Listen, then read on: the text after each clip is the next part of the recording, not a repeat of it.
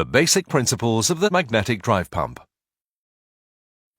Magnetic drive seal-less pumps, originally pioneered by HMD Contro, have long been used to pump many types of liquid, including those that require safe and secure handling, without the added cost and complexity of mechanical seals and their associated support systems.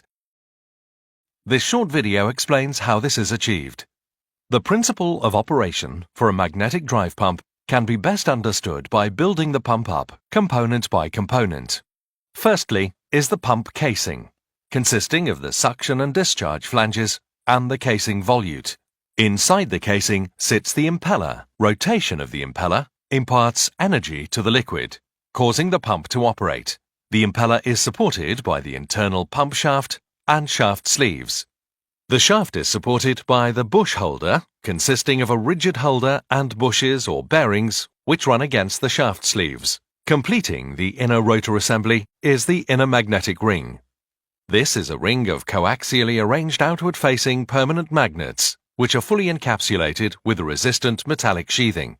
The final component in the primary liquid contact assembly is the containment shell. This component is statically sealed with a gasket against the casing. The containment shell is usually manufactured from a high-strength, non-magnetic, corrosion-resistant alloy.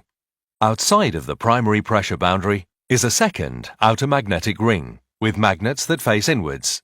The outer magnetic ring is located in the coupling housing, which is connected to the external bearing assembly.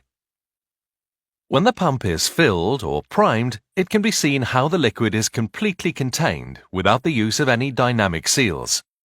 The principle of operation is very simple. The magnets in the outer and inner magnet rings are attracted to each other.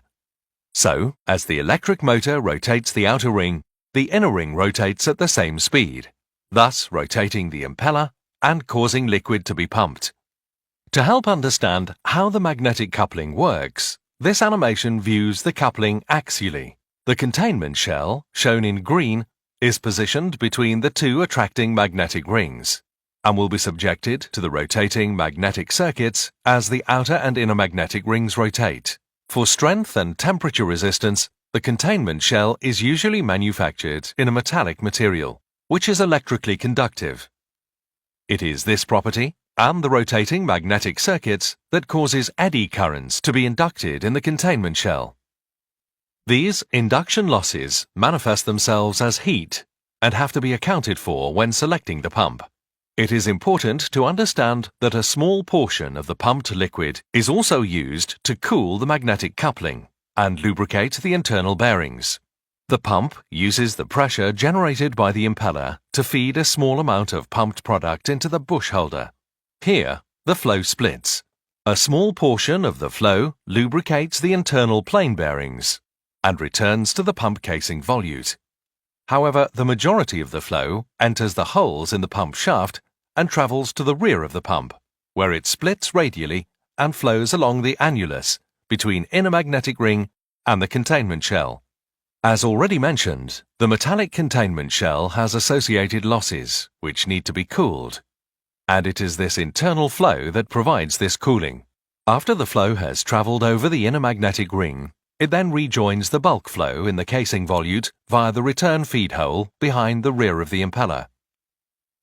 It is important to understand the impact of circulating the pumped liquid in the internal feed system.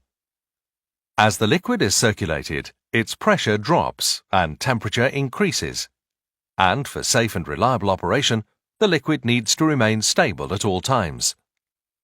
If a magnetic drive pump is properly applied and operated, it will provide many years of problem-free operation. However, failures occasionally occur, usually as a result of process system upset or operational error. Many of the mechanisms that cause a sealless pump to fail prematurely result in the breakdown of the internal flow system and the subsequent presence of vapor. This is problematic, as vapor will not provide adequate cooling for the containment shell and lubrication for the internal bearings. Some such conditions can be detected by traditional instrumentation. However, these instruments tend to detect secondary effects and not the primary cause. The benefits of a magnetic drive pump are as follows. No leakage of product. No dynamic seal or seal support system. Complete fluid containment. Zero emissions.